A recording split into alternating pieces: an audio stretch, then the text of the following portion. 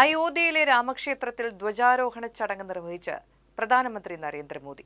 നൂറ്റാണ്ടുകളുടെ വേദനയ്ക്ക് വിരാമമായെന്നും മുറിവുകൾ ഉണങ്ങുകയാണെന്നും ചടങ്ങ് നിർവഹിച്ചതിനു ശേഷം നടന്ന ചടങ്ങിൽ പ്രധാനമന്ത്രി പറഞ്ഞു. ഇന്ത്യ ഒരു ചരിത്രപരമായ ആത്മീയ നിമിഷത്തിന് സാക്ഷ്യം വഹിക്കുകയാണെന്നും അദ്ദേഹം അഭിപ്രായപ്പെട്ടു.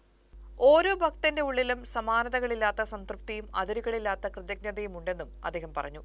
ക്ഷേത്രത്തിന് മുകളിൽ ഉയർത്തിയ ധർമ്മധ്വജം ഒരു കേവലമായ ചടങ്ങിലെ ചിഹ്നത്തെക്കാൾ ഉപരിയായി ഇന്ത്യയുടെ സാംസ്കാരിക ഉണർവിന്റെ പ്രഖ്യാപനം കൂടിയാണെന്നും പ്രധാനമന്ത്രി വിശേഷിപ്പിച്ചു.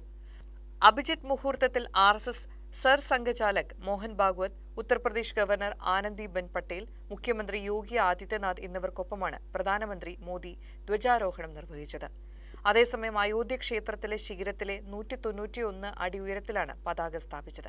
അയോധ്യയിൽ ഉയർന്ന പതാക ധർമ്മ പതാക എന്നറിയപ്പെടുമെന്ന് ക്ഷേത്ര ട്രസ്റ്റ് വ്യക്തമാക്കി.